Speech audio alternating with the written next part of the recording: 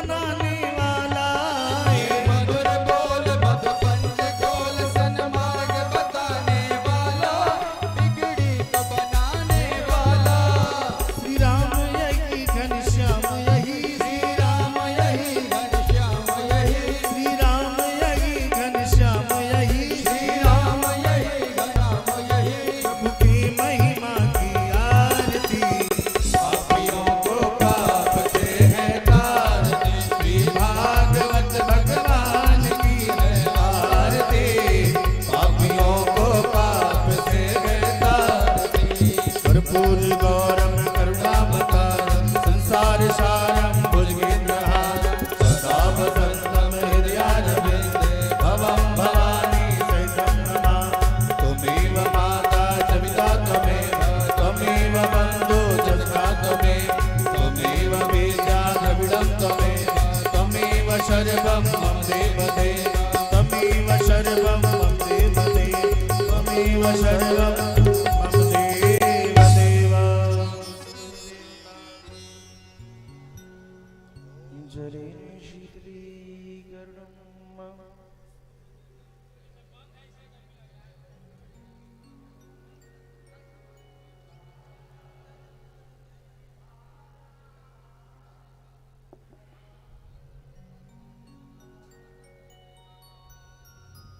सभी लोग बैठ जाएंगे अपने स्थान पर।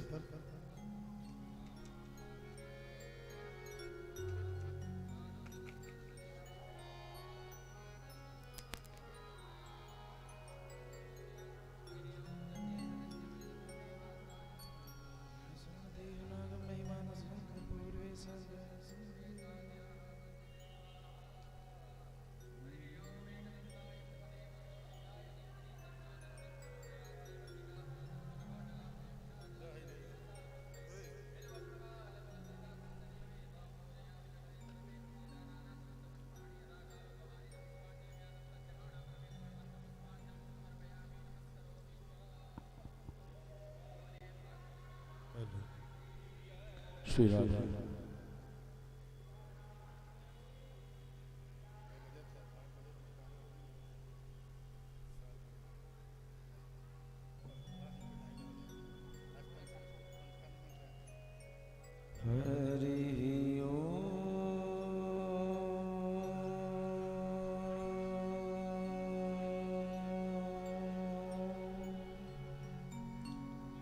शांति शांति शांति।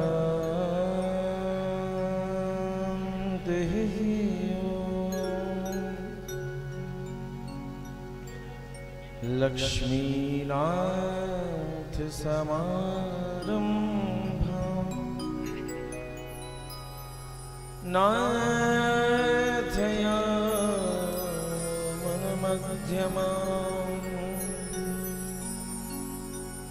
अस्मदाचार्य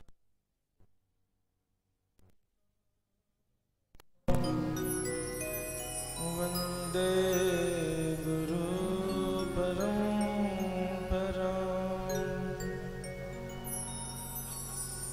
यो नित्यमच्युतपदाम्बुज युग्मरुग्मा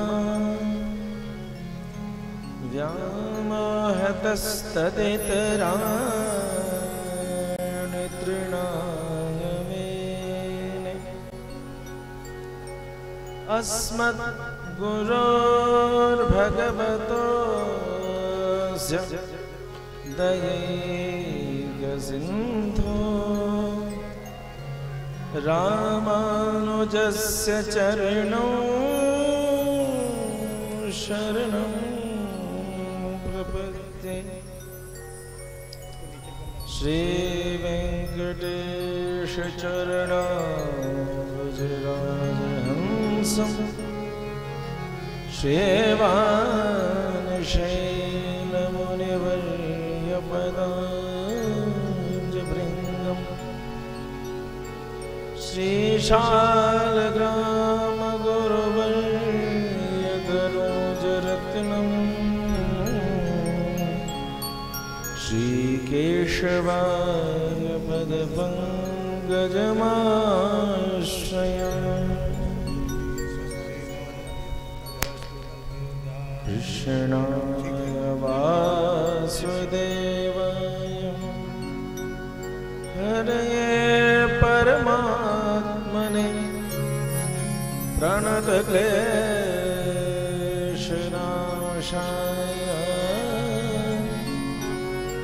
गोविन्दाय नमः।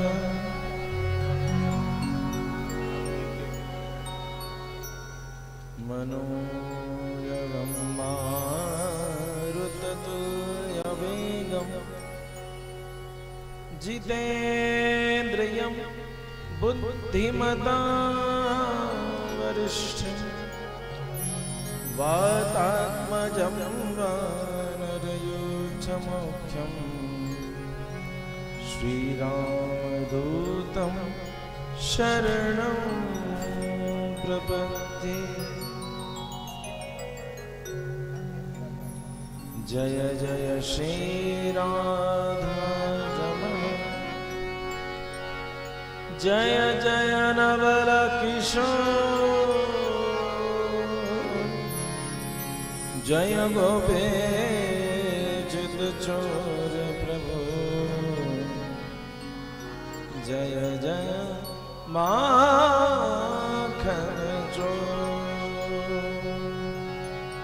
प्रेम जोले भक्तवत्सल भगवान की जय। श्री वृंदावन बिहारी लाल की जय। श्री कामतानाथ भगवान की जय। भाष्यकार श्री रामानुज स्वामी जी महाराज की जय। श्रीमान बालक स्वामी जी महाराज की जय। श्री सद्गुरुदेव भगवान की जय। श्रीमद्भागवत भगवान की जय। जय जय श्री राधे।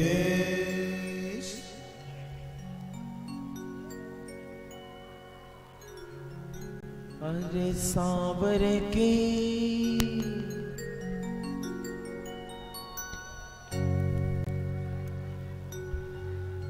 अरे सांवरे की धुन पर नाचोगे नाचोगे प्रेम गरी में मैं बिछूंगी। हाँ सांवरे की धुन पर नाचोगे नाचोगे प्रेम गरी में मैं बिछूंगी।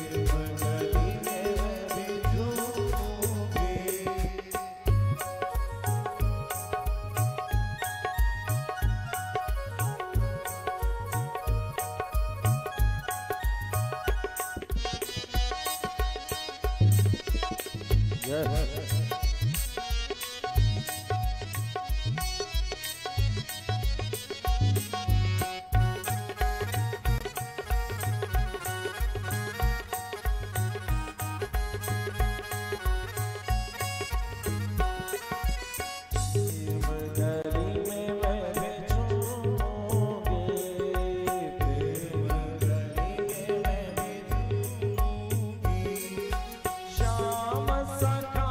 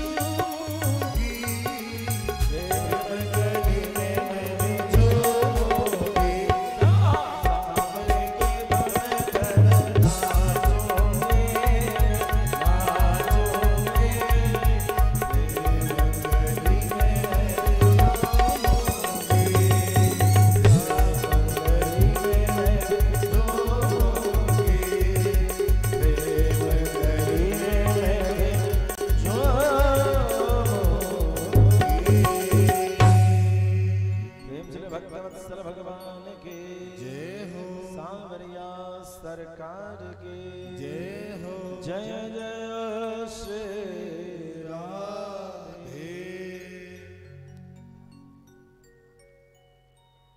कल हम सभी ने सुना कि किस प्रकार से भगवान श्याम सुंदर से भगवती रुक्मिणी का मंगल हुआ।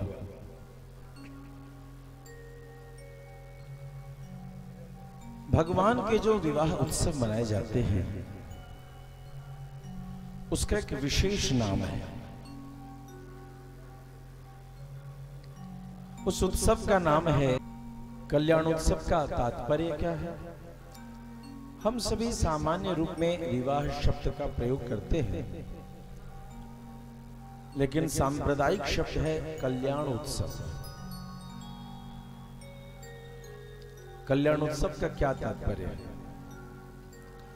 कि यह जो भगवती रुक्मिणी है यह जीव की प्रतिनिधि करती है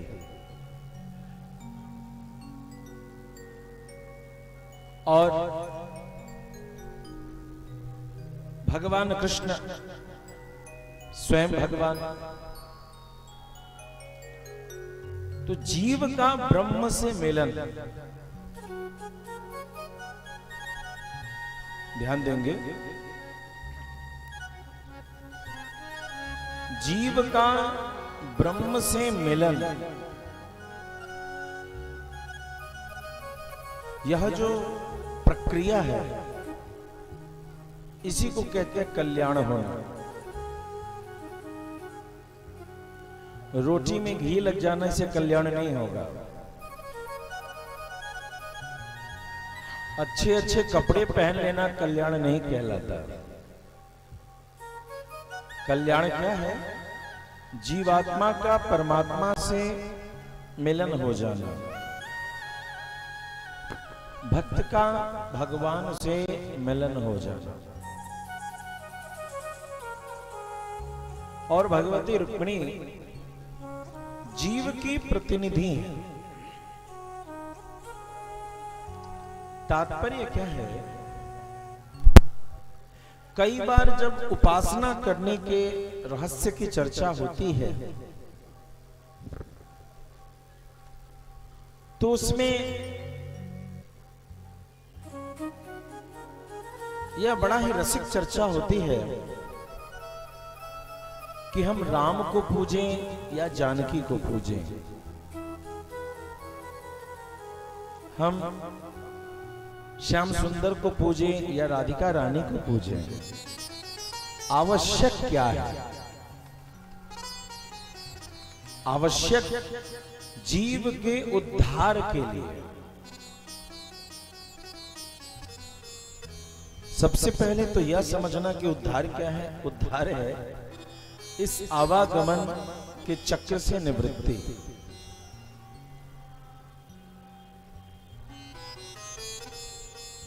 और परमात्मा की प्राप्ति।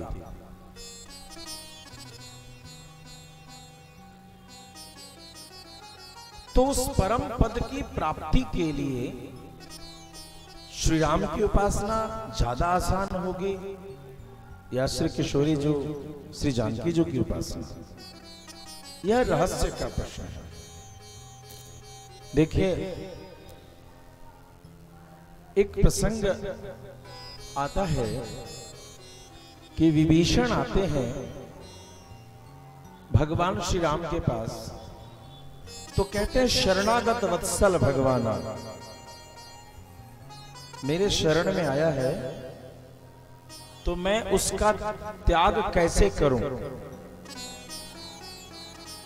यानी भगवान के दरबार भगवान श्री राम की नीति कहती है कि जो कोई उनकी शरण में आ जाए उसका उद्धार भगवान करते हैं, उसे भगवान स्वीकार करते हैं। लेकिन यदि वो उनकी शरण में ना आ सके तो क्या होगा? उसका उद्धार नहीं होगा। लेकिन हमारी मैथिली जो कैसी है, श्री जानकी जो कैसी है,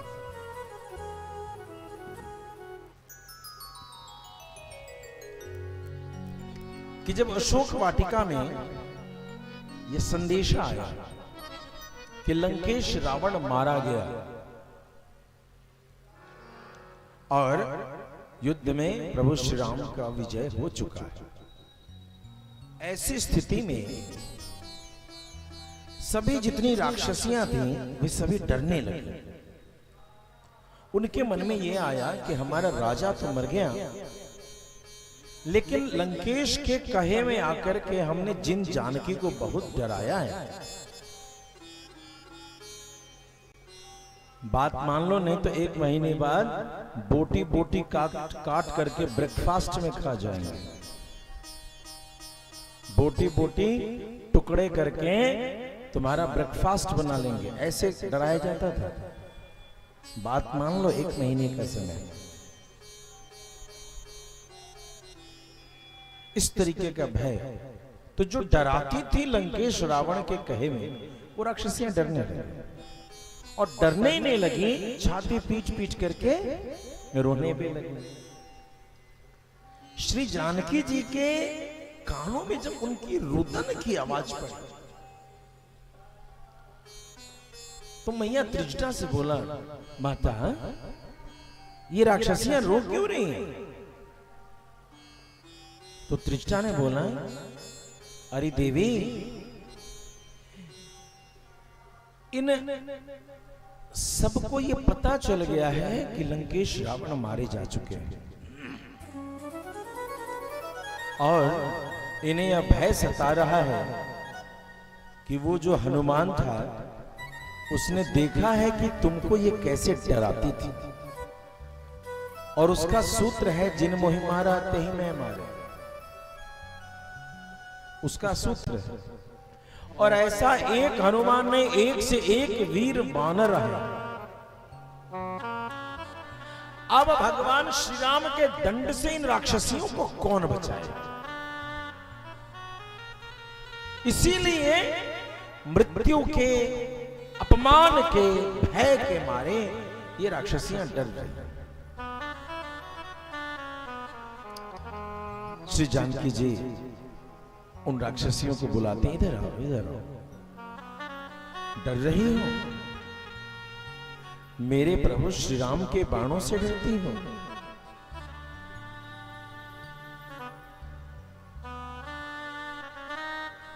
हम उससे उन्हें मनुष्य समझ रहे थे, लेकिन वो तो समुद्र बांध के चला। हम उसे एक वनवासी समझ रहे थे, मगर उन्होंने तो लंकेश रावण का वध कर दिया। सारी नगरी करा रही है, सब अनाथ हो चुके हैं। हे जानकी जी, हमारा क्या होगा? हमने तो आपको बहुत दंड दिया है ना, बहुत भयभीत किया है, भय दिया है, मेरा क्या होगा? यानी शरण में नहीं आ रहे। ध्यान देंगे, श्री किशोरी जी के शरण में नहीं आ रहे हैं, अपितु रो रहे, दुख से दुखी। श्री जानकी जी ने बड़े प्यार से उन सबसे कहा, आप निर्भीक रहिए। जब मेरे प्रभु श्री राम आएंगे तो मैं उन्हें मना लूंगी और वो आप पर प्रहार नहीं करेंगे, निश्चिंत। और यदि उस पर भी प्रभु श्री राम ने यदि बाण अपने धनुष पर रख लिया तो सत्य जानिए, पहले वो बाण मेरे हृदय को स्पर्श करेगा, तभी आपको स्पर्श करने दूंगी। मैं जानकी ये वचन देता। उन राक्षसियों का कहीं अपमान नहीं हुआ। श्री किशोरी जी बिना शरणागति याचना के ही उन राक्षसियों की रक्षा करती है।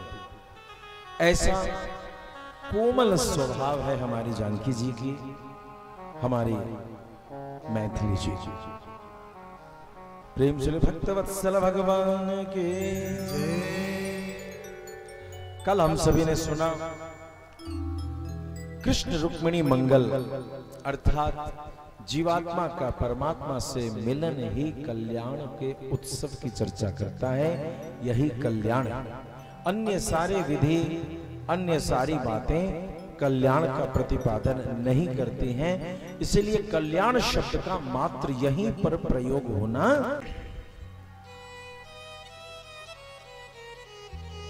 भगवती रुक्मिणी से विवाह कर चुके हैं और रुक्मिणी से विवाह करने के बाद उनके घर में एक संतान का जन्म हुआ जिसका नाम था प्रद्युम्न जी।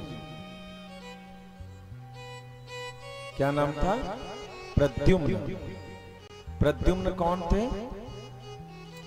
कामदेव के दहन में महादेव ने रति के प्रार्थना करने पर यह वरदान दिया था कि तुम्हारा पति कृष्ण पुत्र होकर आएगा, तब तक वह बिना शरीर के रहे।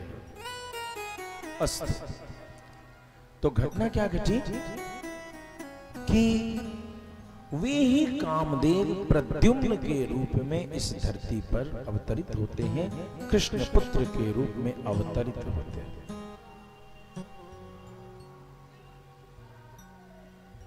प्रद्युम्न, लेकिन प्रद्युम्न जो अवतरित हुए, शंबरासुर को यह पता था कि कृष्ण का पुत्र जो है वही मेरा वध करेगा। इधर रति को पता चल गया था कि प्रद्युम्न शंबरासुर का वध करेंगे। तो रति ने सोचा कि मैं यदि भगवान को खोजने जाऊंगी तो यह बड़ा ही कठिन काम होगा। भगवान पता नहीं किस रूप में कहां छिपे हैं, लेकिन भगवान के शत्रु को खोज लेना आसान। तो उसने शंबरासुर को खोज लिया और उनके घर में जाकर के रसोईया बन गई, खाना बनाने लगी। अब कामदेव की पत्नी जब खाना बना रही हो तो क्या कहना, उसमें क्या स्वाद होगा। राजा खूब प्रसन्न, वाह भैया बढ़िया रसोईया आ गई है, भाई मुझे तो उसी के हाथ का भोजन करना है, बड़े खूब बढ़िया से बनावे और शंबरासुर के यहाँ रहे, क्योंकि उसे पता था कि शंबरासुर का वध तो मेरे पति करेंगे। तो जितना भोजन करा के इसको मजबूत कर देना है, ऐसे कर देना। अब शंबरासुर ने जैसे सुना कि कृष्ण को पुत्र हुआ है, तो शंबरासुर ने जो सोयरी घर कहते हैं, प्रसूति कक्ष, उसी से प्रद्युम्न को गायब कर दिया और जाके समुद्र में फेंक दिया। अब समुद्र है, बड़ी बड़ी मछलियां हैं। एक मछली ने मुंह खोला, उस बच्चे को पी लिया, खा गया, निगल गया। इधर उसका मछली को निगलना और इधर एक मछुआरे ने जाल फेंका, बढ़िया मोटा ताजा मछली पकड़ के लाया। अब वो मछली कहां चली गई? शंबरासुर के रसोई में। बोलो भक्तवत्सल भगवान की। कहां पहुंच गई? वही है वही जो, वही है वही जो राम रच जाखा, वही है वही जो राम रच जाखा, वो कर बड़ा वैसा, वो कर बड़ा वैसा, होई है सोई जो राम रोच रखा, होई है सोई जो राम रोच रखा, को तरक बड़ा वैसा, तरक बड़ा वैसा। प्रेम से भक्त वत्सल भगवान की जय। वही है वही जो राम रचि राजा, जो परमात्मा को प्रिय है वही होगा। व्यर्थ तर्क करने से कुछ भी प्राप्त नहीं होगा। को खरी तर्क बढ़ावे साथ। जो प्री प्लानिंग है परमात्मा की, वो अश्वमेव होगा। अर्थात उस मछली को जब रसोई में लाया गया तो वो रसोई में मछली चीरी गई, और जब चीरा गया मछली को तो क्या हुआ? मछली को चीरा गया तो क्या हुआ? उसमें से बच्चा निकला। रसोई में कौन बैठी थी? रति, जो माया नाम की रसोईया थी। उसका नाम क्या था? माया। अब जैसे ही बच्चे को देखी, बड़े प्यार से गई, कैसा बच्चा। अब बच्चे को गोद में उठाया तो याद आ गई अपने दूल्हे की। बोलो भक्तवत्सल भगवान की। कन्या जो है बड़ी बूढ़ी और दूल्हा जो है सो अभी नवजात शिशु। समझ गई प्रभु की माया। अब उस बच्चे को राजा से मांग लिया, महाराज मुझे इस बच्चे को पालने दीजिए, मुझे बच्चा बड़ा प्यारा लग रहा है। महाराज को भी कुछ समझ नहीं आया, बोला ठीक है पालो, तुम ही पालो, कोई बात नहीं। अब तो पालने लगे। पालती और साथ में उन्हें शस्त्र और शास्त्र दोनों सिखाती। प्रेम चले भक्त वत्सल भगवान की ध्यान दीजिएगा। महाराज दशरथ ने माता कौशल्या के बारे में जब कई प्रसंग में उन्होंने कौशल्या का वर्णन किया है तो अद्भुत वर्णन करते हुए कहा है कि जब मुझे मां की याद आई तो कौशल्या मेरे लिए मेरी मां बनी। जब यानी पत्नी के कर्तव्य, एक अच्छी पत्नी के रहते हुए पति को स्वयं किसी की याद नहीं आती और नहीं तो बार बार पत्नी को कहना पड़ता हमारी याद ना हो भैया क्या। प्रेम चले भक्त वत्सल भगवान की हमारी याद ना हो भैया, ये क्वेश्चन उसी को करना पड़ता है जिसमें धर्म पत्नी होने के गुण नहीं रहते, वो सिर्फ पत्नी भर रहती है।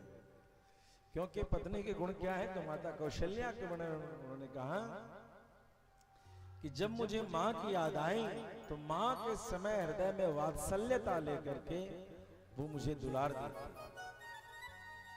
जब मुझे बहन की याद आई तो एक बड़ी बहन दिखाई देती। जब मुझे प्रेमिका की याद आती तो वह मुझसे प्रेमिका के भी व्यवहार को निभाती। जब मुझे मंत्री की जरूरत होती ऐसा लगता कि इस बात को मैं किससे चर्चा करूं तो उस जैसा मंत्री मुझे कहीं नहीं मिलता। मुझे जब दासी की जरूरत होती तो वह दासी के रूप में भी खड़ी रहती। जिस रूप में जब भी कभी मुझे आवश्यकता होती, यहाँ तक कि गुरु के रूप में भी वह मुझे मेरे सामने कई बार दिख चुके। वह मेरी गुरु भी बनी। अतः पत्नी में गुरु का भाव होना बहुत आवश्यक है। यह भाव कब आता है? प्रेम से भक्त वत्सल भगवान की जय। कई बार जब हम लोग यज्ञ करते हैं तो उसमें पुरुष लोग ही प्रायः समिति रहते हैं और यहाँ की समिति की एक बड़ी गजब की बीमारी है। वो अपने घर में माला चलाए ना चलाए पंडित जी को पूजा सिखाने जरूर चला जाए। हाँ, अपने घर में एक माला गायत्री जपता हो नहीं जपता हो, तिलक लगाता हो नहीं लगाता हो, पूजा कैसे करना है इसका सारा अकील उसको पता रहता है। तो प्यार से कई बार हम लोग समझाते हैं कि भैया हमें अपना काम करने दो। इस पर भी जब नहीं मानता है तो अंतिम ब्रह्मास्त्र हम निकालते हैं, भैया एक काम करो अपनी पत्नी से सर्टिफिकेट लेकर के आ जाओ कि वो कल लिख दे हमरा दूल्हा के पूजा करे अभैया, तब हम आपसे पूछेंगे कैसे पूजा करें।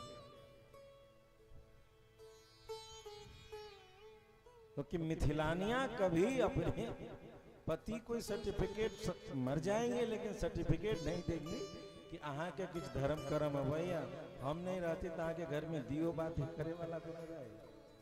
ये घर घर की बात और सच्ची बात और सही बात है। पुरुषों को व्यर्थ की राजनीति से फुर्सत कहां। एक कहावत है, बैठा बनिया क्या करे इस कोठी का दान उस कोठी में, तो बैठा ब्राह्मण क्या करे इस बात का उस बात में। बातें में जिला जीते हैं सब। प्रेम झोले भक्त वत्सल भगवान।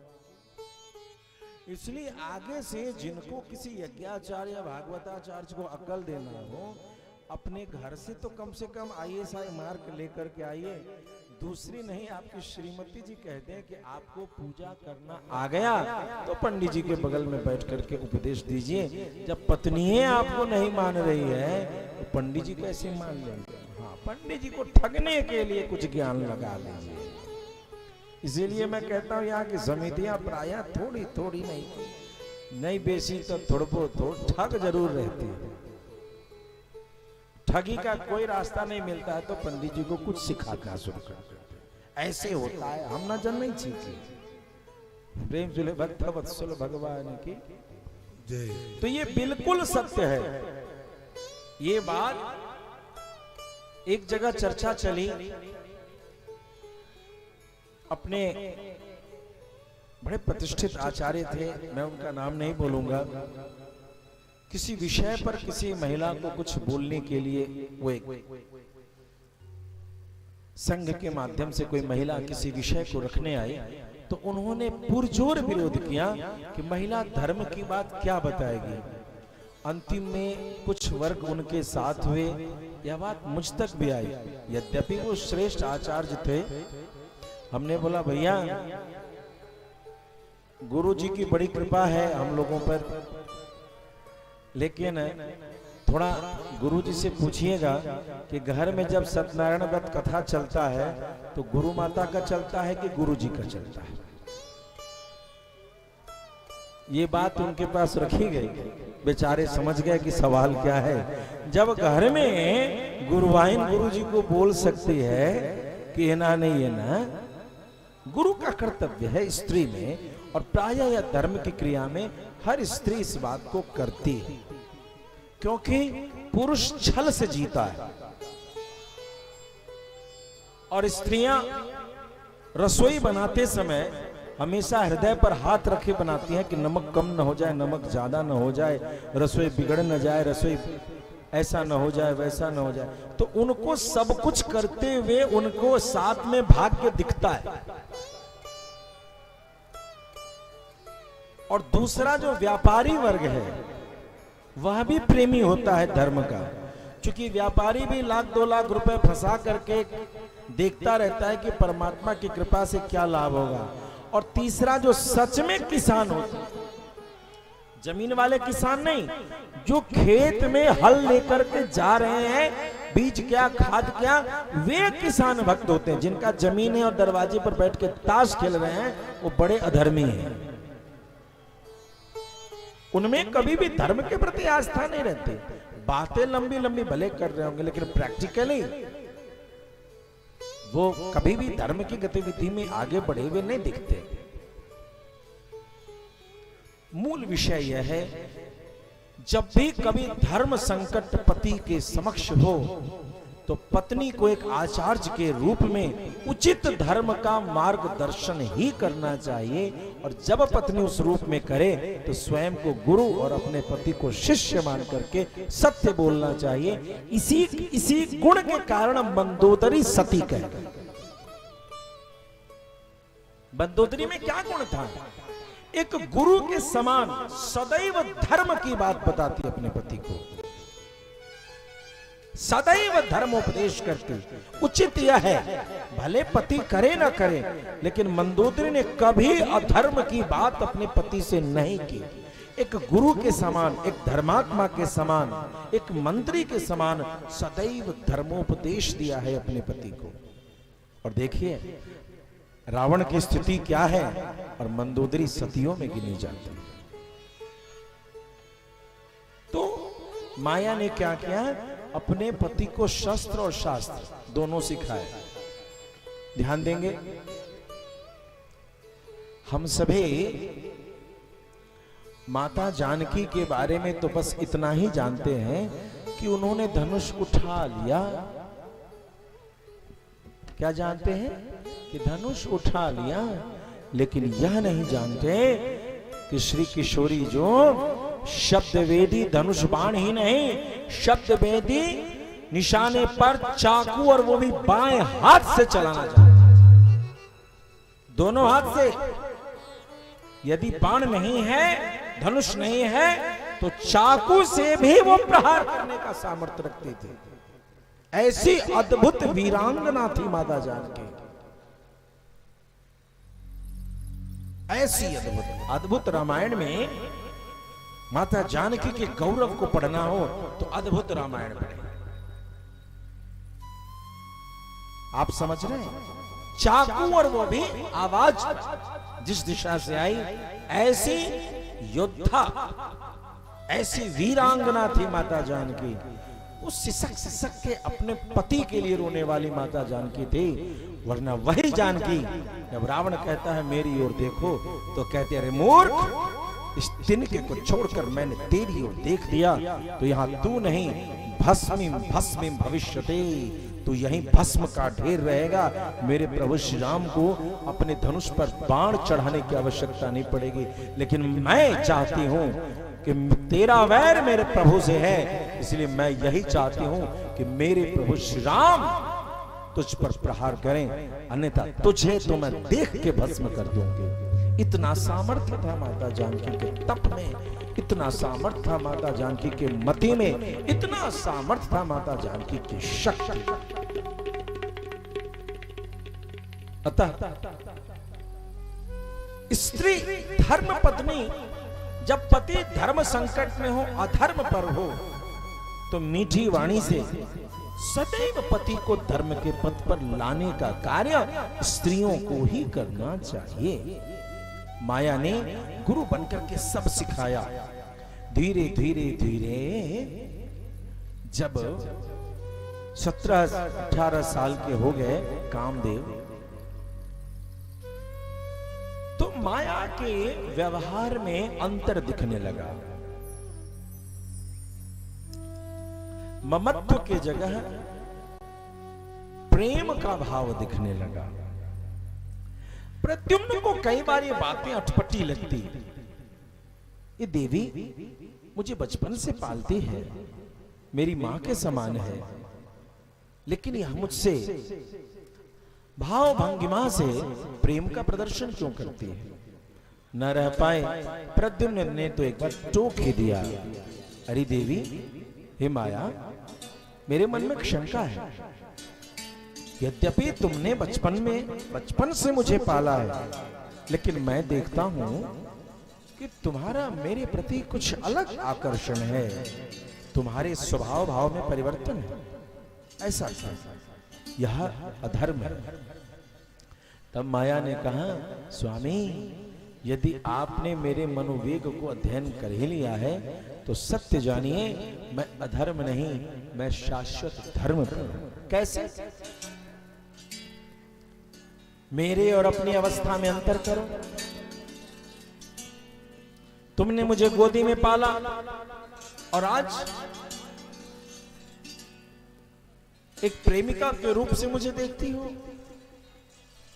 माया ने अपनी माया से, अपने जादू से, शिव शंकर की मोह से, काम दहन से लेकर के सारा प्रसंग और किस प्रकार से कृष्ण के वो पुत्र हुए और किस प्रकार शंबरासुर ने उन्हें मारने के लिए फेंका, कैसे रसोई में आए और कैसे माया को प्राप्त हुए, सारी लीला उन्हें स्मृति करा दी, उन्हें दर्शन करा दिया। अच्छा, मेरे पिता द्वारिकाधीश कृष्ण हैं, हाँ, और ये शंबरासुर यह मेरा वध करना चाहता है। भवा नारायण सुतः शंबरेणारितो गृहा अहं ते दिग्धा पत्नी रते कामो भवा प्रभो। आप नारायण के पुत्र हैं और आप ही कामदेव हैं, मैं आपकी पत्नी माया रति हूं। अब तो शंबरासुर ने जो वध करने की चेष्टा की थी यह पता चला, तो प्रद्युम्न जी ने क्या किया? प्रद्युम्न जी ने अपना धनुष बाण चढ़ाया। किसने सिखाया था? रति ने, माया ने सिखाया था। और शंबरासुर से युद्ध प्रारंभ कर दी। अपनी मायावी शक्तियों के बल पर प्रद्युम्न ने विजय प्राप्त किया और शंबरासुर का वध करके आकाश मार्ग से शंबरासुर कहां पहुंचते हैं? अपने द्वारिका नगरी। पिता को दर्शन किया, पिता को प्रणाम किया, और माता का क्या कहना, माता तो बड़ी ही प्रसन्न हो गई। गया था बेटा और जब लौटा है तो बढ़िया सुंदर बहू लेकर के आया है, क्या कहना। प्रेम से बोली भक्तवत्सल भगवान की जय। बड़े सुंदर रूप से सब लोग आनंदित हुए। इधर एक बार की बात है, सत्राजित नाम का एक द्वारिकावासी, उसने सूर्य की आराधना की और आराधना करके उसे एक ऐसा मणि मिला जो 8 भर सोना नित्य प्रति देता था। उस मणि का नाम था स्यमंतक मणि। उस मणि का नाम था स्यमंतक मणि। परिणाम स्वरूप जब सत्राजित उस मणि को सूर्य से अपने मित्र से प्राप्त करके चले तो द्वारिका में दिव्य चमक आने लगा, लाइट सब जगह होने लगी। ऐसा लगे जैसे कि सूर्य ही धरती पर उतर करके गलियों में चल रहे। सबने राजमहल में चर्चा किया। ध्यान देंगे, यह जो कथा है, इस कथा को सुनने से जो कलंक लगता है, कलंक लगने की संभावना कम हो जाती है, लगा हुआ कलंक धुल जाता है। इसलिए इस कथा को बड़ी शांति से स्थिर चित्त रूप से सुनेंगे। प्रेम से भक्त वत्सल भगवान की जय। तो अब सत्राजित की उस मणि को गलियों में देख करके सबको बड़ा अचरज हुआ। सभी भगवान के पास गए, प्रभु ऐसा लगता है कि जैसे सूर्य ही द्वारिका की गली में चल रहा हो, ये क्या है? भगवान ने कहा कि देखो, ये सत्राजित को उसके मित्र सूर्य ने रत्न दिया है और 8 भर सोना वो नित्य प्रति देता है। प्रेम से बोले भक्त वत्सल भगवान जय।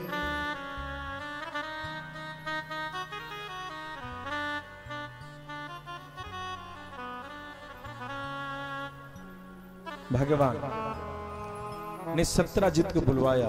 ए भैया सत्राजित, सुनो मेरी बात।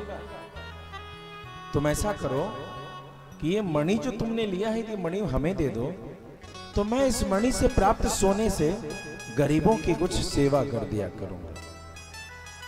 सत्राजित ने कहा, ना ना, मैं नहीं देने वाला, मैं नहीं बताने वाला कुछ भी।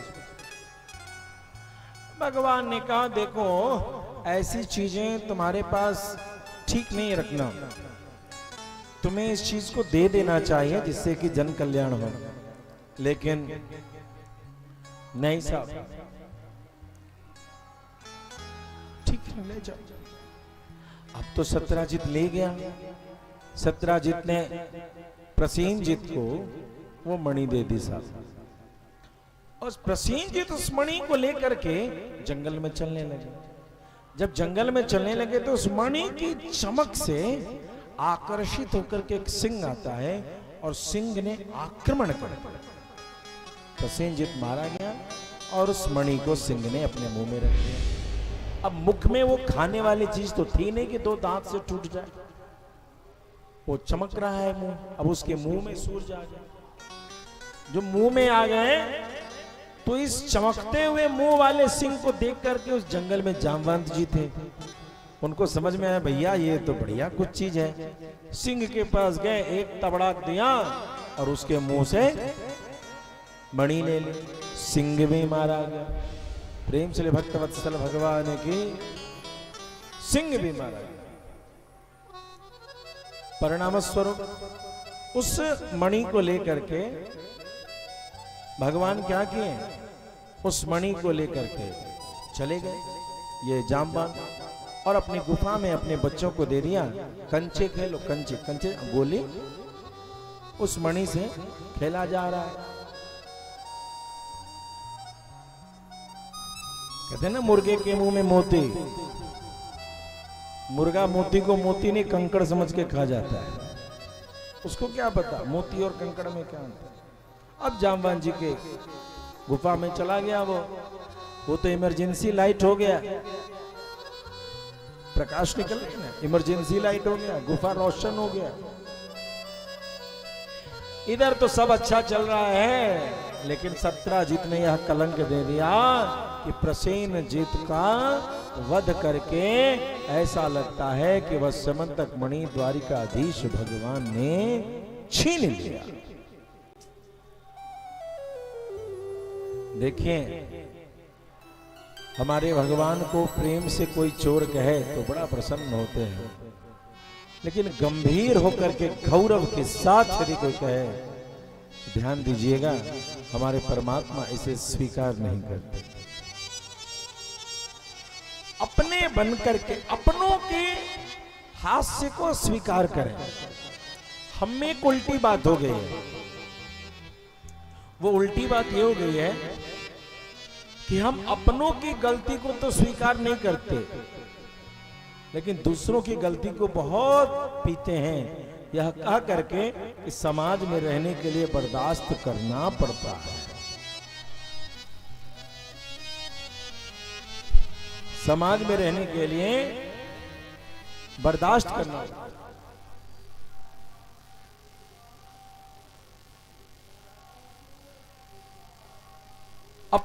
अपनों के दोष को नहीं बर्दाश्त करते, तुरंत जो होना है सो हो जाए साहब।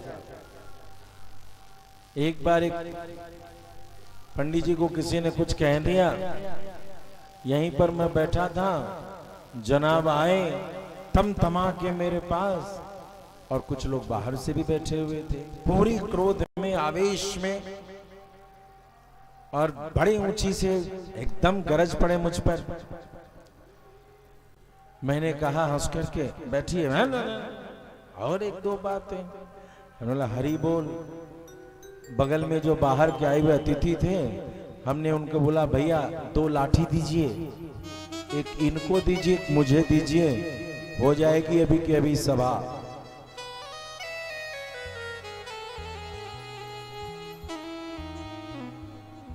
दो लाठी दीजिए, अभी की अभी सभा हो जाएगी। यही सभा महोदय कराएंगे। माथा ठंडा हुआ, बैठो बैठो, बैठ के शंका को दूर करो। आवेश में आकर के तुम करोगे क्या? अपना मान भंग, सामने वाले का मान भंग, सभा का मान भंग।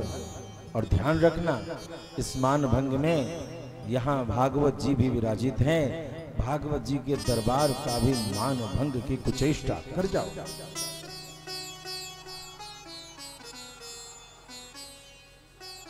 अंत में थोड़ी देर बाद शांति है।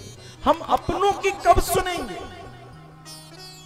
अपनों को ठगना कब बंद करेंगे? कब हम अपनों के प्रति ईमानदार होंगे? हर आदमी, हर निकम्मा पुरुषार्थ से धन अर्जित नहीं करता। कोई अपने रिश्तेदारों को ठगता है, कोई अपने भाई को ठगता है, कोई अपने बहनों ही को ठग रहा है। ये क्या है? यही परिवार है। परिवार का मतलब सहयोग है, बुरे समय में खड़ा होना है। परिवार का मतलब एक अवसर नहीं, आवश्यकता है। लेकिन हम अपनों की बात नहीं सह पाते। बड़ा गौरव लगता है जब अपने कुछ कह दें, और परायों की बात तो क्या कहना। धर्म के दायरे में कही गई हर बात हमें बुरी लगती है। कोई आचार्य, कोई पंडित, कोई पुरोहित कुछ कह दे, यहां नहीं वहां बैठो, तो बड़ा विवाद, मेरा अपमान कर दिया। और वहीं पर जहां नौकरी करने जाते हैं, कई जगह तो कुर्सी भी नहीं मिलती है। जो रिसेप्शनिस्ट काउंटर पे खड़े होते हैं, कई जगह जाएंगे तो वहां कुर्सी भी नहीं रहती जनाबों को। तो वहां बॉस इज ऑलवेज राइट। वहां क्या स्टेटमेंट है? Boss is always perfect. एक पैर पर भी खड़े होने को कहे बॉस तो उचित है, लेकिन अपने यदि थोड़ी देर के लिए खड़े होने को कह दें तो हम नहीं मानते। अपनों की बातों को इतना न पकड़ें। सिर्फ जो धन दे उसी की बातों को तवज्जो दे, ऐसा नहीं। जो प्रेम दे, जो प्यार दे, उसकी भी बातों को सहें। जहां सह एक पुराने महंत थे, वो हमेशा कहते थे, महाराज जी सह तब्बे रह, सह तब्बे रह, नहीं सहोगे तो नहीं रहोगे। चले जाओ, द्वार खुला है। एकत्रित होने के लिए, इकट्ठे होने के लिए सहने का गुण बहुत आवश्यक है।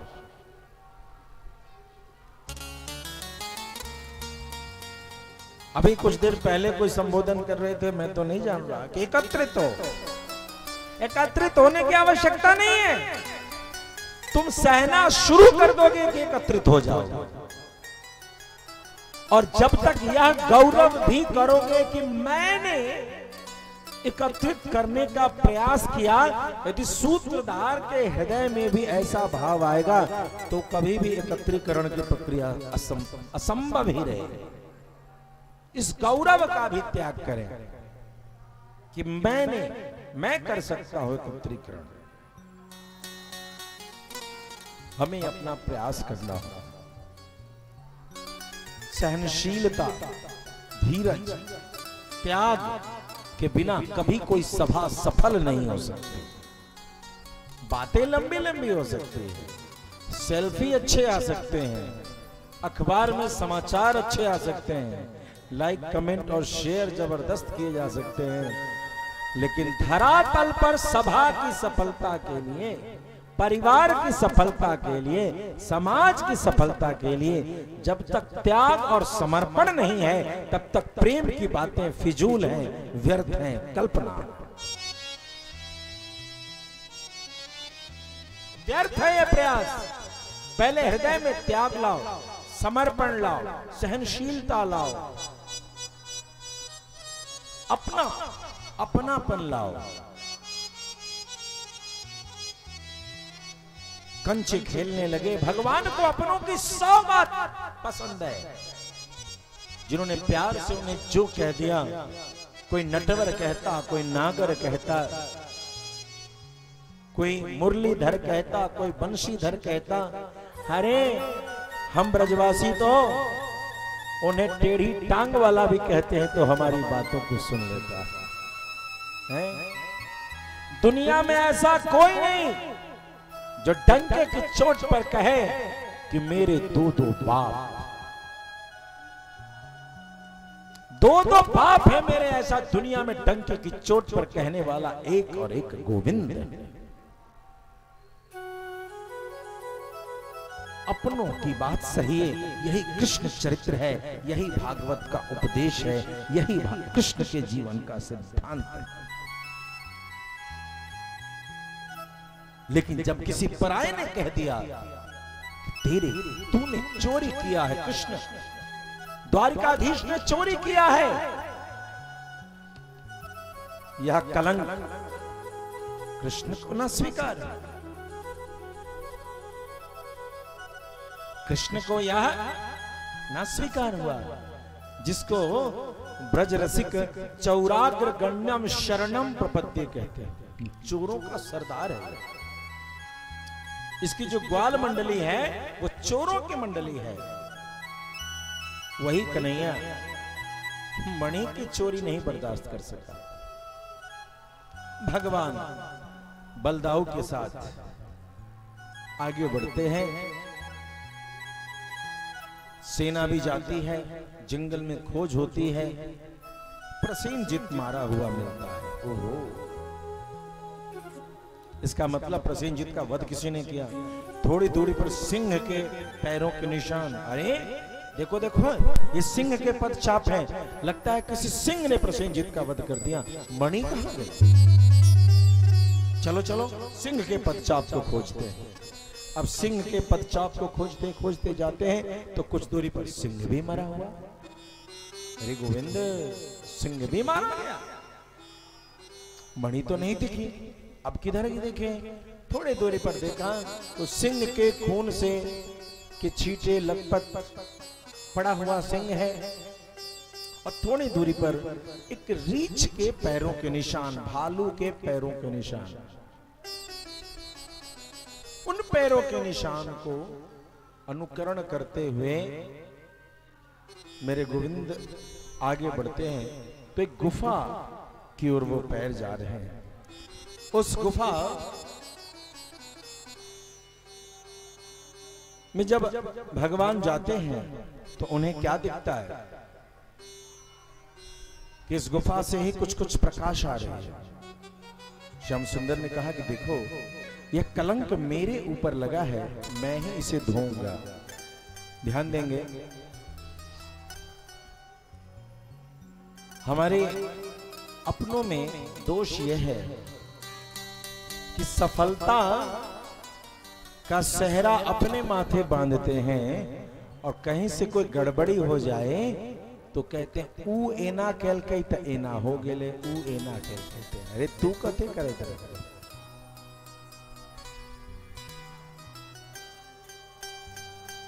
और यही नहीं, ये जो ठगने की परंपरा है ये इतने जबरदस्त ठग हैं, इतने जबरदस्त झूठे हैं कि भगवान को भी नहीं छोड़ते। अच्छा होता है तो हम कह लिए और बुरा हो जाए भगवान के नाना इच्छा रहल यार ऐसे नहीं ना ले। 9 दिन 7 दिन का यज्ञ हो, हे महाराज जब से बड़ा मेहनत के लिए यज्ञ के पूर्ति करे के लिए जमीन आसमान एक कह दे लिया, बुढ़वा से लेके नुनुआ तक ले सब ये बात कही चाहिए। जब वही चीज जब गाड़ी पकड़े के समय है वे लोग सब नुनुआ से लेके बुढ़वा तक जे भगवान के लीला।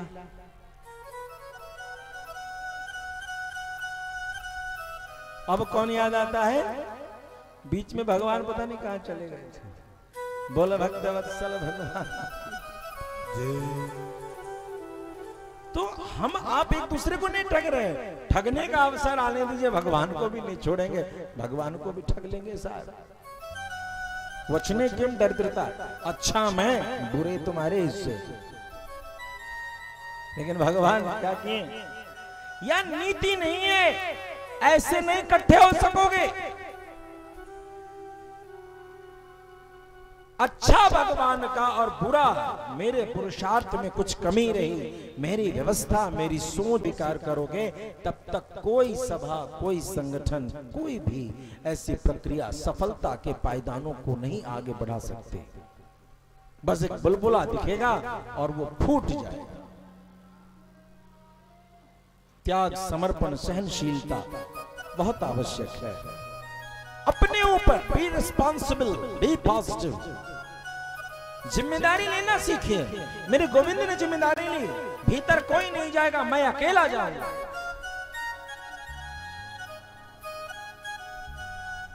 जब धर्म संकट में पड़ो तो गोविंद का नाम लेकर के पैर आगे बढ़ाओ।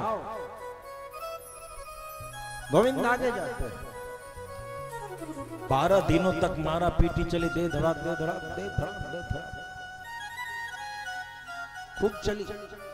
बाहर सारे द्वारिकावासी गुफा के बाहर इंतजार कर रहे हैं कि कब भगवान आएंगे, लेकिन आए नहीं। 12 दिन जब हुआ तो सब ने सोचा गोविंद आए, नमो नमः। चेहरा उदास करके लौट करके कहां चले गए? द्वारिका।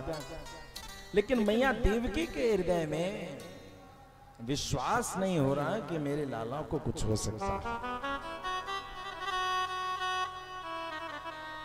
भगवती जगदम्बिका की उपासना किया और कहते हैं कि उस उपासना का के अंत में ब्राह्मण भोजन जो कराया तभी भगवान आ गया। इधर भगवती की उपासना चल रही और इधर जामवान से कृष्ण का युद्ध चल रहा। बड़ा पिटाई किया भगवान ने जामवान की, प्यार से पिटाई कर रहे थे क्योंकि वध तो करना नहीं था। जब एक दो मुक्का बढ़िया पड़ा तो जामवान को लगा कि आनंद आ गया, बड़े दिनों बाद ऐसा कोई मिला है। जामवान ने कहा रुक जाओ, मेरी कुछ बात सुनो। बोलो क्या बात है? देखो जी, तुम कौन हो? मैंने रावण के वध के बाद प्रभु श्री राम से निवेदन किया था कि आपने सबको सब कुछ दिया, मुझे युद्ध का वरदान दीजिए। बोला क्यों, इतना बड़ा युद्ध हुआ तो नहीं संतुष्टि मिली था ना। ये सत्य है कि राम रावण जैसा युद्ध इस धरती पर पुनः कभी नहीं होगा, लेकिन वो जो रावण है, एक कई बार तो हम एक तबड़ाक दिए थे उसको कि अचेत होके गिर गया था। एक थप्पड़ में रावण को मैंने बेहोश किया था। प्रभु मुझे भी कोई ऐसा पटाखा मारता कि मैं बेहोश हो जाता तो मैं समझता कि मुझसे बलवान योद्धा मुझे मिला।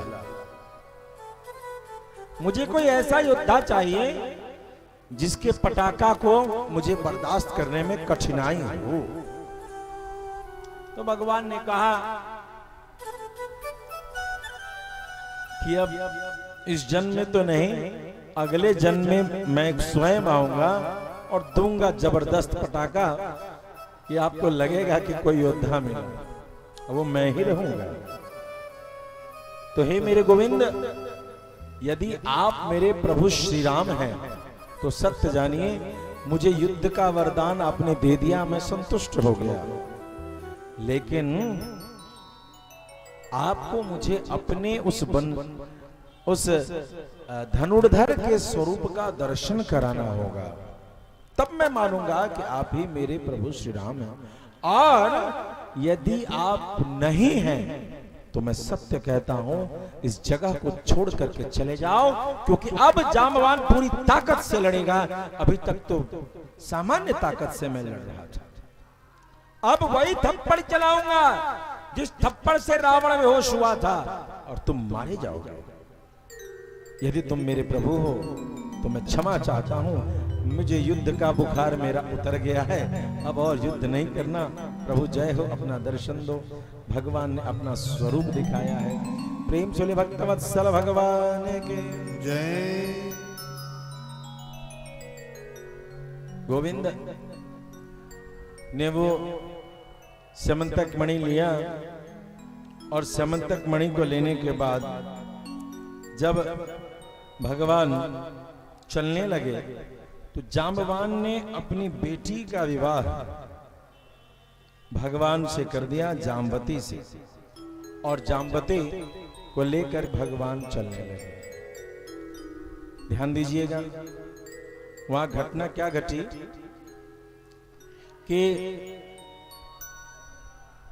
जाम्बवती तो थी भालू की बेटी। किसकी बेटी थी? भालू। जामवान क्या थे? भालू थे, रीछ। तो भालू की बेटी कितनी सुंदर होगी। प्रेम से भक्तवत्सल भगवान की जय। भगवान जाम्बती को लेकर के चल रहे हैं। कहाँ जा रहे हैं? समंतक मणि पे है। कहाँ जा रहे हैं? द्वारिका। रास्ते में गुरु मंत्र दे रहे हैं। जाम्बती एक बात बताएं, तुम जैसी सुंदरी कहीं मिलेगी दुनिया में? जाम्बती खूब खुश, तुम जैसी सुंदरी मैंने कहीं देखा नहीं, मेरी एक बात मानो। तो क्या अब तो खुश हो गए। स्त्री के श्रृंगार की यदि प्रशंसा हो जाए तो फिर वो कुछ भी करने को तैयार है। जो सेवा देना है दे दीजिए साहब। सीधे सेवा दिए तो नहीं, पहले उसकी प्रशंसा करके उसको ऊपर चढ़ाइए। भगवान ने वो नीति का प्रयोग किया, खूब प्रशंसा कर दी और तब कहा मेरी एक बात सुनोगी? बिल्कुल स्वामी, जो कहेंगे वो मैं सुनूंगी, मेरा यही कर्तव्य है। वाह जी वाह, भगवान का ही निशाने पर गया। सुनो, ये जो घूंघट है हमारे द्वारिका में, नई बहू घूंघट नीचे तक रखती है। कम से कम गर्दन छिपा हुआ रहे, वहां तक घूंघट कर लेना। अच्छा, हाँ, अरे हाँ हाँ, ऐसे करो, लोग हंसेंगे, लोग निंदा होगी तुम्हारी। और एक बताएं, ये बहुएं ऐसा क्यों करती हैं? क्यों करते हैं स्वामी? अरे बहुएं तुम्हारी जैसी तो सुंदरी जब हो, ऐसे किसी को चेहरा थोड़े दिखाते हैं ना, ऐसे किसी को चेहरा नहीं दिखाते हैं। चेहरा दिखाने का टैक्स लेती हैं, उसको कहते हैं मुंह दिखाई। प्रेम चले भक्तवत्सल भगवान की जय। क्या कहते हैं, मुंह दिखाई।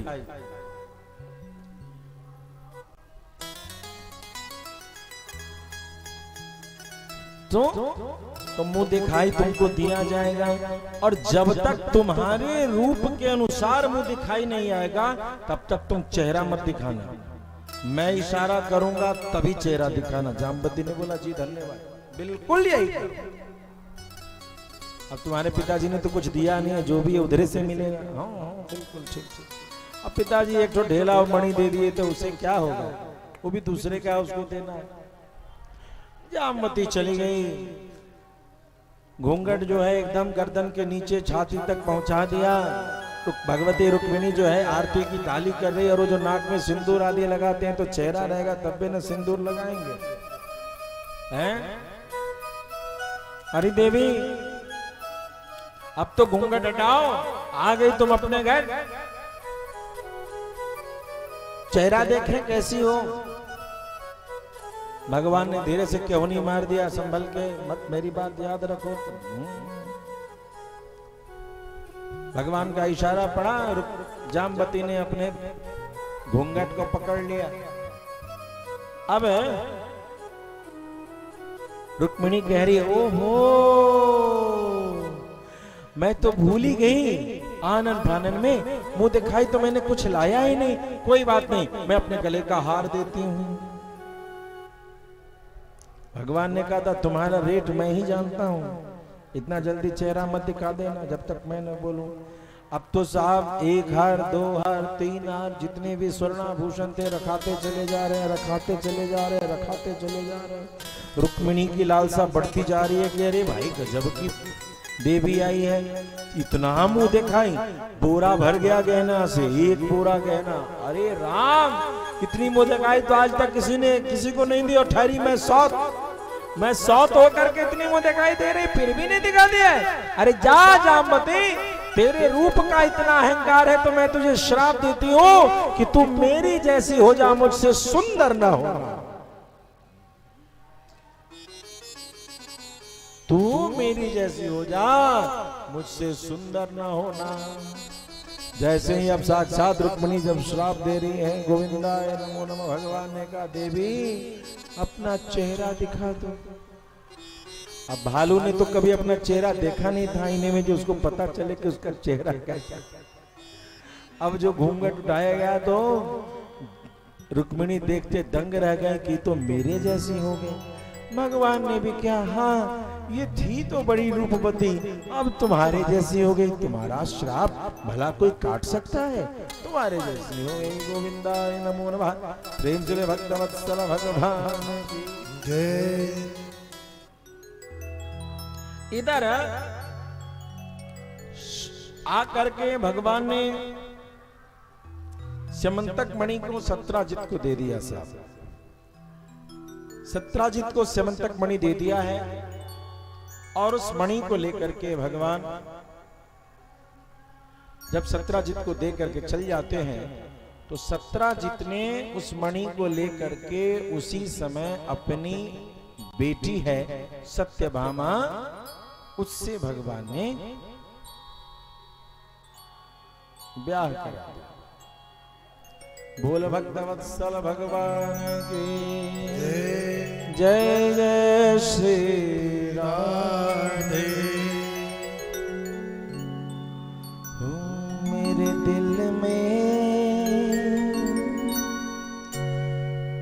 मेरे दिल में लगा के तेरे दूर मत जाइयो सावरे। मेरे दिल में लगा के दूर मत जाइयो सावरे, दूर मत जाइयो सावरे, दूर मत जाइयो सावरे, दूर मत जाइयो सावरे, दूर मत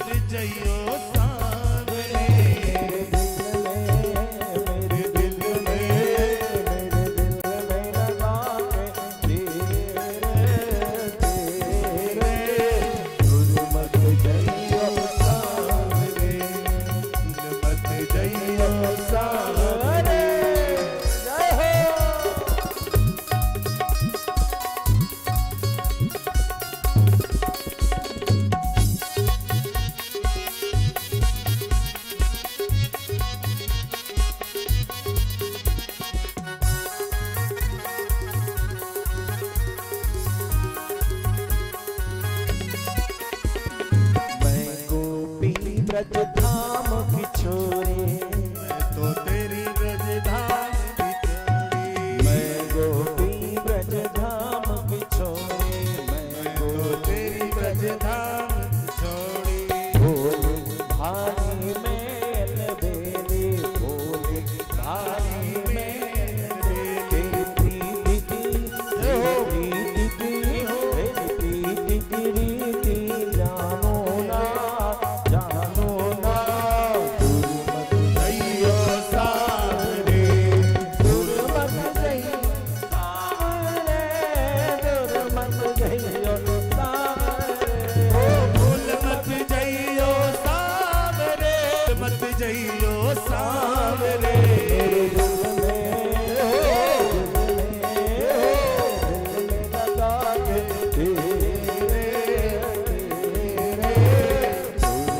जइयो सावरे, मत जइयो सावरे।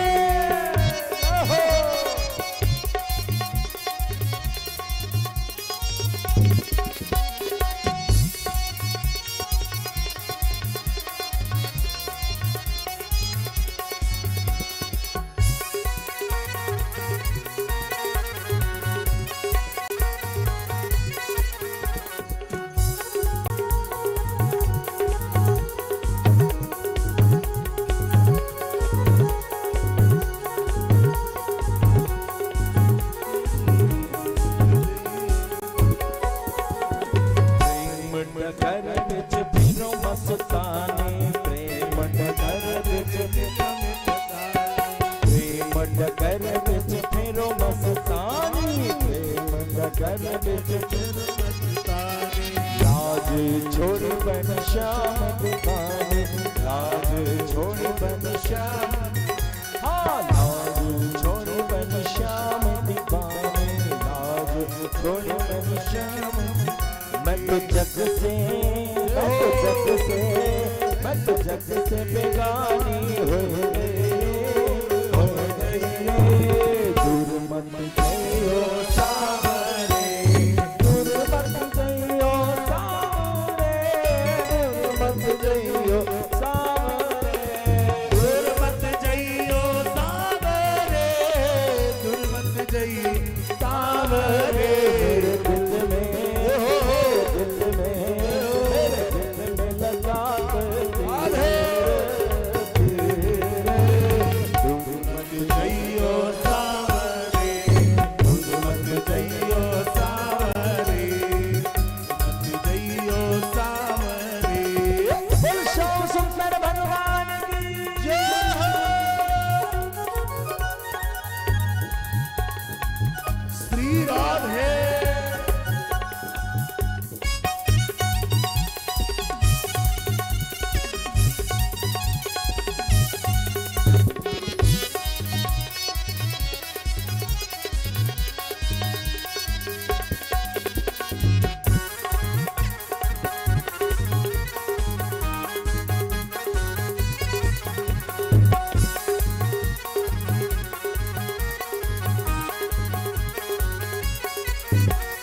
क्या जग में कहीं प्रेम मिला, क्या जग में कहीं प्रेम मिला, क्या जग में कहीं प्रेम मिला, क्या जग में नहीं प्रेम मिला। दुख भर दुनिया में चैन मिला, दुख भर दुनिया में मिला, दुख भर दुनिया में चैन मिला, दुख भर दुनिया में मिला। मैं तो मस्त, मैं तो मस्त मगन मन नाचो रे, नाचो रे। दुर्मत जइयो सावरे, दुर्मत जइयो सावरे, दुर्मत जइयो सावरे, दुर्मत जइयो सावरे, दुर्मत जइयो सावरे। मेरे दिल में, मेरे दिल में लगा दे। दुर्मत जइयो सावरे, दुर्मत जइयो सावरे, दुर्मत जइयो सावरे, दुर्मत जइयो सावरे।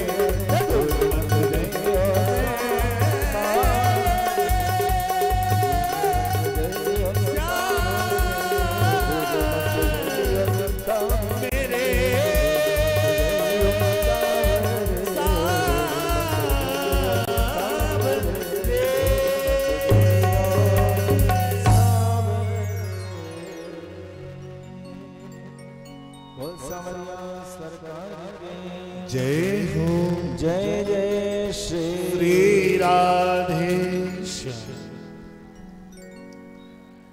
इधर सत्यजित ने तो ब्याह कर दिया सत्यभामा का, लेकिन अक्रूर जी और शतधनवा ने मिलकर के मणि की चोरी कर ली। शतधनवा ने मणि लिया और लेकर के चल पड़े। बोलो भक्तवत्सल भगवान की। कभी कभी कुछ अनुपम चीज बहुत विघ्न देती है, बहुत परेशानी देती है। इसीलिए किसी चीज को स्वीकार करने से पहले ये विचार करना बहुत जरूरी है कि क्या तुम उसके योग्यता रखते हो या नहीं। मेरे गोविंद ने सत्यजित को बड़े प्यार से समझाया था कि इस मणि को दे दो, इस मणि से मैं दीनों की सेवा करूंगा, इससे प्राप्त रत्न से, धन से। लेकिन वह नहीं माना और कहानी बढ़ती चली गई। अब तो साहब चोरी हो गई। शतधनवा ने चोरी कर लिया और चोरी करके तुरंत वह मणि किसको दे दिया? अक्रूर जी को दे दिया। जब शतधनवा ने चोरी कर लिया तो भगवान बलदाऊ के साथ उसके पीछे दौड़ पड़े। दौड़ते दौड़ते दौड़ते शतधनवा को पकड़ने के लिए जब एक तरफ चले तो बलराम जी बीच में कहीं पीछे छूट गए। भगवान ने शतधनवा का वध कर दिया और उससे वो मणि नहीं मिली। भगवान बड़े अचरज में लेकर के भागा, ये मणि कहां गई? तब तक बलराम पीछे से आए और कन्हैया ये मारा गया। कहां मणि?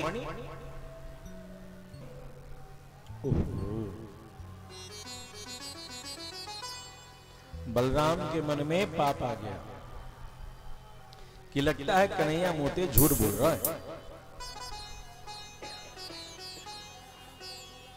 कन्हैया मोते झूठ बोल रहा है। कन्हैया जब ये विश्वस्त है कि मणि लेकर के ये चला तो मणि गई कहां? तो मुझसे झूठ बोल रहा है। भैया तेरी सौ, मैं झूठ नहीं बोल रहा। दाऊ मणि थी नहीं। लेकिन बलराम को विश्वास नहीं हुआ और उसी समय बलराम जो है सो मिथिला आए नाराज होकर के। कहां आए? जनकपुर। जनकपुर में प्रवास किया है। यह बात जैसे पता चली तो दुर्योधन चला आया है जनकपुर और यहां आकर के इनसे मल्ल युद्ध दुर्योधन ने सीखा। कुछ ध्यान दीजिएगा, घर फूटे तो गंवार लूटे, घर फूटे तो गंवार लूटे। बर्दाश्त करना सीखिए एक दूसरे को। भगवान श्याम सुंदर वहां से लौट के आते हैं, लेकिन बड़े चिंतित थे कि आखिर वो मणि गई कहां। मणि की चिंता उन्हें बार बार सताती। अपने गुप्तचर सभी और फैला रखे थे। एक बार ऐसा हुआ कि मणि को खोजते खोजते एक जानकारी मिली कि अक्रूर जी जहां भी जा रहे हैं वहां सब अच्छा हो रहा है। और काशी में अकाल पड़ा था, अक्रूर जी ने पैर रखा कि बारिश हो गई। इस मणि में गुण था, समय से बारिश होना, समय से बारिश होना। अन्न आदि सभी समान मात्रा में हो जाना, कोई भूखा नहीं रहेगा, आदि आदि इस तरीके की बातें, कोई महामारी नहीं फैलेगी। अब भगवान को समझ में आ गया है कि अक्रूर जी के पीछे चमत्कार कहां से आ रहा है, जरूर मणि इन्हीं के पास है। भगवान उनके पास गया और चाचा प्रणाम, आप बत्तीजी बोल कैसे आना, वो आओ बैठ बैठ बैठ। अरे चाचा क्या कहें, आजकल बड़ी विचित्र चीज हो रही है, मैं बड़ा परेशान हूं। अक्रूर जी कहते हैं हाँ हाँ, बलराम मुझसे रूठ गए हैं। हाँ हाँ, उनको ऐसा लगता है कि मणि मैंने ले लिया। हाँ हाँ, मणि तो था सत्राजीत का। हाँ हाँ, और आपको तो पता है चाचा, वो जो मणि है जहां भी जाती है वहां मंगल ही मंगल होता है। हाँ हाँ कन्हैया पता है, उस मणि के रहते अकाल नहीं होता। हाँ, महामारी नहीं होती। हाँ, जब तक द्वारिका में थी कुछ हुआ अशुभ तो कुछ नहीं, सब ठीक रहा, क्योंकि मणि द्वारिका में थी। तो हाँ, अभी आप जहां भी जाते हैं वहां सब जगह मंगल होता है ना। तो हाँ, अरे मणि भी तो आप ही के पास है। हाँ हाँ, इतना हाँ हाँ हाँ हाँ कराया कि अक्रूर जी ने हाँ हाँ हाँ बोल दिया। बोला चाचा कहाँ रखे, मणि कहाँ है? नहीं, अभी आपने बोला ना मणि आपके पास, जमा कीजिए। चाचा ने बड़ी शर्म से वो मणि जमा की। प्रेम से भक्तवत्सल भगवान की जय। आवाज फट रहा है। इधर भगवान श्याम सुंदर उस मणि को लेकर के आए और उन्होंने उस मणि को सूरज को ही दे दिया। न रहेगा बांस न बजेगी बांसुरी। जिस संपत्ति के कारण घर में विवाद होने लगे उस संपत्ति को छोड़ दे। परिवार टूट जाए, समाज टूट जाए, ऐसा संपत्ति वैभव नहीं चाहिए। सदैव धर्म पे चले।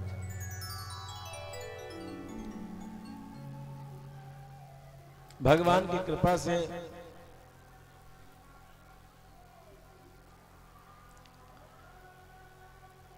अब एक बार भगवान हस्तिनापुर गए तो वहां उन्होंने देखा पांडव आदि सभी के साथ विहार कर रहे थे। तो इन सब ने जब यमुना किनारे विहार करना प्रारंभ किया, घूमना टहलना प्रारंभ किया, तो अर्जुन ने थोड़ी दूरी पर एक देवी को तपस्या करते हुए देखा। तो उस देवी के पास गए और पूछा कि आप ये तपस्या क्यों कर रही है? प्रेम से भक्तवत्सल भगवान के जय। ध्यान देंगे। तत्रोपस्पृश्य विशदं पीत्वा वरे महारथे कृष्णौ ददृशतो कन्यां चरन्तीं चारुदर्शना। वो कन्या जो है अत्यंत सुंदरी है, वह तपस्या कर रही है। उस देवी के बड़े ही सुंदर दांत, बड़े ही सुंदर शरीर के एक एक अंग हैं, अत्यंत सुंदरी। उस देवी के पास जाकर के अर्जुन ने पूछा, का तुम कस्यास शुश्रोणी कुतो से किंच केशसि मन्ये तां पतिमिच्छन्ते सर्वं कथय शोभने। हे देवी तुम कौन हो? सुश्रोणी, सुंदर कमर वाली, किसकी बेटी हो और क्या कर रही हो? ऐसा लगता है मन्ये त्वां पतिमिच्छन्ते, तुम्हें ऐसा लगता है कि तुम अपने पति को खोज रही हो। तुम्हें तुम्हारे मन में यह संकल्प है कि मेरा दूल्हा से मेरा विवाह हो जाए, वो पति कौन है, यही सोच रही हो क्या? तो देवी कहती है, हाँ, मैं भगवान सूर्य देव की पुत्री हूं, मेरा नाम यमुना है, मेरा नाम यमुना है। मैं भगवान श्याम सुंदर से विवाह करने के लिए ही तपस्यारत हूं कि मेरा विवाह उनसे हो जाए। अब तो अर्जुन मित्र हैं, विवाह हो जाए, हाथ कंगन को आरसी क्या, थोड़ी दूर पे तो भगवान है। भगवान के पास गए, प्रभु ये जिसका पता आपने पूछा था कौन है? ये कोई और नहीं है, ये कौन है? आपकी विवाह के लिए, आपको पति रूप में वर्ण करने के लिए ही यह तपस्या कर, स्वीकार कीजिए। भगवान ने उनसे विवाह किया। इस प्रकार से कालिंदी जो जमुना रूप में थे, उनसे भगवान ने विवाह किया। इधर उज्जैन देश के राजा के नाम था विंद और अनुविंद। उनकी बहन मित्रविंदा ने स्वयंवर में भगवान श्याम सुंदर का वर्ण करना चाहा, लेकिन उनको निमंत्रण नहीं मिला। तो अंत में भगवान श्याम सुंदर ने उन्हें वर्ण करके, अपहरण करके विवाह किया। और एक बहुत ही सुंदर रोचक प्रसंग है। कौशल देश के राजा थे नग्नजित। कौशल देश मतलब अयोध्या। उस समय के राजा का नाम था नग्नजित। नग्नजित की बेटी का नाम था नागनजीति। क्या नाम था? नागनजीति। राजा ने अपनी बिटिया के लिए एक संकल्प कर रखा था कि 7 उसके पास मरखावा साण थे। साण बुझते हैं, मरखावा। घोषणा कर रखी थी कि जो कोई भी उस साण को 7 को एक साथ नाथ देगा, एक साण को नाथना मुश्किल है, यहां कहा जा रहा है 7 को नाथा जाए, मैं उसी से अपने बेटी का विवाह करूंगा। कई आए, कई को साढ़ ने पटक के कचूमर निकाल दिया। इधर भगवान भी मांगे। भगवान ने अपने माया के बल से अपने आप को 7 रूप में बदल दिया और 7 रूप से विभक्त करके 7 साण को उन्होंने, बैलों को उन्होंने नाथ दिया। इधर कैकेयी देश में उनकी फुआ की एक बेटी का नाम था भद्रा, और भद्रा से भगवान ने विवाह किया। मद्र देश अर्थात मद्रास, मद्रास की राजकुमारी का नाम था लक्ष्मणा। लक्ष्मणा के स्वयंवर में लक्ष्मणा चाहती थी भगवान से विवाह करें, लेकिन उन्हें वह उनकी इच्छा को कोई न मान सका। तो भगवान ने यह जान करके भगवान वहां जाते हैं और जा करके भगवान ने उनका अपहरण किया, उनसे विवाह किया। भौमासुर के कैद में 16,100 राजकुमारियां हैं। इन राजकुमारियों को मुक्त करने के लिए भगवान वहां जाते हैं और वहां जाकर के भगवान उनसे युद्ध करके भौमासुर का वध करके भगवान उन 16,100 राजकुमारियों को वहां से मुक्त करते हैं। उन सभी 16,100 से एक ही मुहूर्त में भगवान ने विवाह किया। इसका तात्पर्य क्या हुआ कि भगवान के 16,108 विवाह हुए। प्रेम से ले भक्तवत्सल भगवान की जय। कुछ